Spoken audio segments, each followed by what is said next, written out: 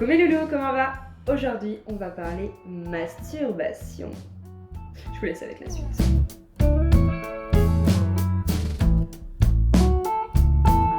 Alors, la masturbation, déjà, qu'est-ce que c'est? C'est un geste d'amour envers soi-même, envers sa propre personne. C'est en gros se faire l'amour à soi-même.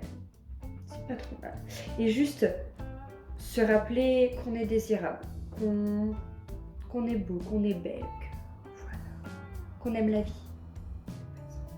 Attention, la masturbation est totalement différente du désir sexuel. On en reparle dans une prochaine vidéo. Et elle ne rend pas sourd. Eh bah tiens, en parlant de clichés. Oh, j'aime bien cette transition. En parlant de clichés, merci mon petit Loïc. Parce qu'on a beaucoup de clichés sur la masturbation depuis des années. Enfin, depuis des millénaires. Donc on a par exemple les fameux clichés du style c'est un acte pour les célibataires, pour les égoïstes, pour les solitaires, les pervers et les obsédés. C'est une maladie. On va attraper des maladies. C'est honteux. C'est dégoûtant. Et surtout mais ça rend sourd, ça rend aveugle. Alors, quels sont les dangers de la masturbation? Donc, jusqu'à la fin du 19e siècle, la masturbation était accusée de tous les maux. Tuberculose, folie, cécité, surdité, etc., etc. Bon, je tiens à le préciser, c'est faux. Contre la folie chez les femmes, les médecins prescrivaient des séances de masturbation avec des vibromasseurs. C'est pas trop mal. Surtout si le médecin il était charmant. Moi je dis c'est pas trop mal. J'espère que c'était remboursé par la sécu, hein. Alors, je tiens à le préciser, il n'y a aucun danger, aucun risque d'anomalie, aucune malformation chez la descendance si vous vous masturbez. C'est très intéressant à savoir quand même.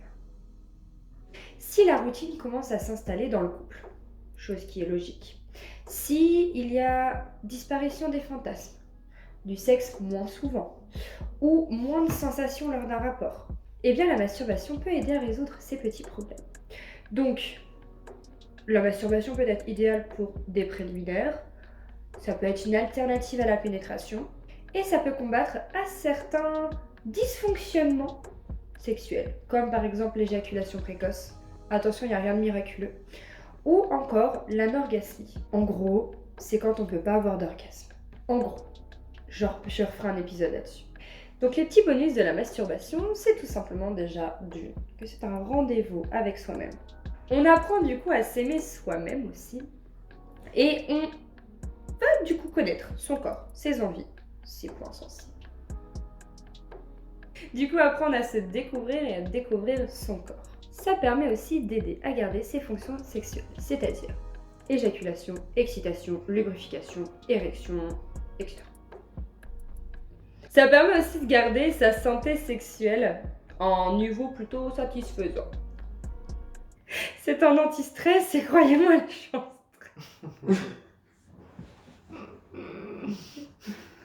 C'est la porte d'entrée pour une sexualité heureuse. C'est bon pour la santé, le mental et le corps.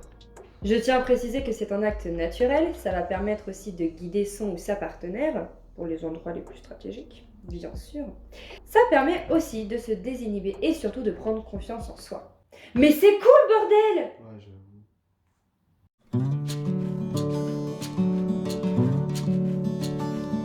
Donc non si c'est pour le bien-être, si c'est juste pour le plaisir. Et oui, c'est anormal si ça résulte d'un état anxiolytique. En gros, il faut trouver la source de l'anxiété.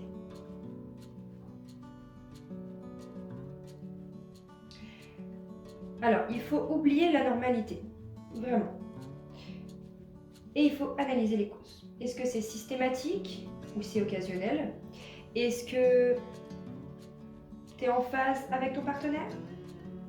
Est-ce que tu as déjà eu du plaisir avec un partenaire, que ce soit celui actuel ou les précédents? Alors non, masturbe-toi pour ton plaisir. Jouis pour exprimer ton plaisir. C'est tout. C'est tout. Ne change pas ta façon d'être pour quelqu'un. Jamais.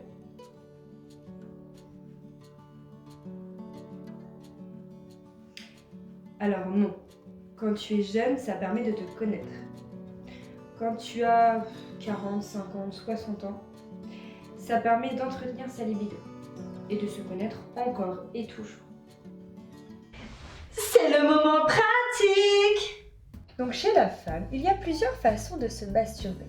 Être sur le dos, sur le ventre, avec des objets doux, style linge, culotte, serviette.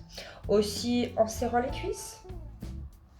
Avec de l'eau, par exemple le pommeau de la douche ou du bain. Pénétration vaginale et ou stimulation clitoridienne avec une poire de lavement. On peut être surpris de ce que ça peut faire. Ou alors, avec des jouets par exemple. Bon là vous avez le gros gabarit et ici le petit.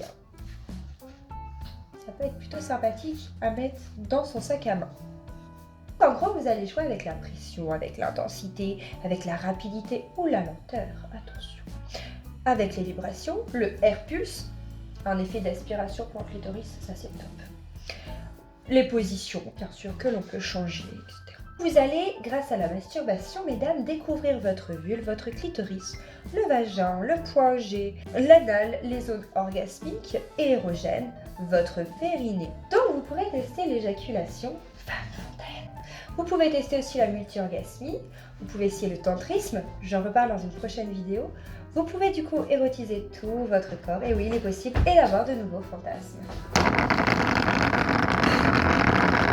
Du coup, la masturbation chez les hommes maintenant. Vous avez aussi plusieurs façons. Sur le dos en général, avec de l'eau dans la douche ou dans le bain. Vous avez aussi des objets doux, donc un linge, une serviette, de la lingerie aussi. Pénétration anale, ça peut être sympathique. Stimulation prostatique, pour toucher les pompées. Avec des jouets, donc là vous avez masturbateur, plug. Vous allez pouvoir jouer aussi avec la pression, l'intensité, la rapidité, la lenteur, les vibrations, la longueur du mouvement, etc. Vous allez du coup pouvoir découvrir votre phallus, vos testicules, votre périnée, l'anal, même s'il y en a beaucoup qui vont dire ah à ce moment-là. Du coup le point P, bien sûr, toutes les zones orgasmiques et érogènes de votre corps. Je tenais à préciser aussi qu'il n'y a aucun effet malheureusement sur les éjaculateurs précoces, mais ça peut aider. On en reparle dans une prochaine vidéo. Vous pouvez du coup tester la multi-orgasmie. Oui, messieurs, il est possible d'être multi-orgasmique vous aussi. Vous pouvez aussi tester le tantrisme, qui peut être pas mal pour les éjaculateurs précoces. Vous pouvez aussi érotiser tout votre corps, oui, et avoir de nouveaux fantasmes aussi. Donc vous l'aurez bien compris, la masturbation, que ce soit chez l'homme ou chez la femme, c'est équivalent. Il n'y a rien de dégoûtant. C'est naturel et c'est super beau. Sur ça, j'en ai fini avec la masturbation. J'espère que ça vous aura plu.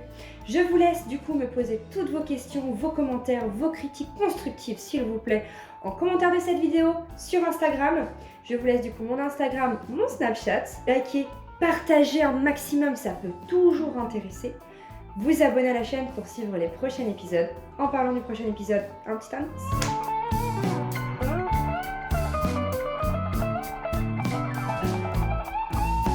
Sur ce, je vous dis bon week-end à vous, amusez-vous bien, protégez-vous.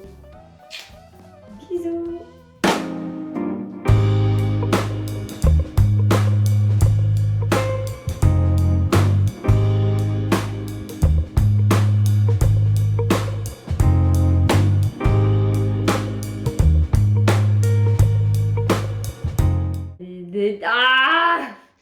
Ah! Mais Ça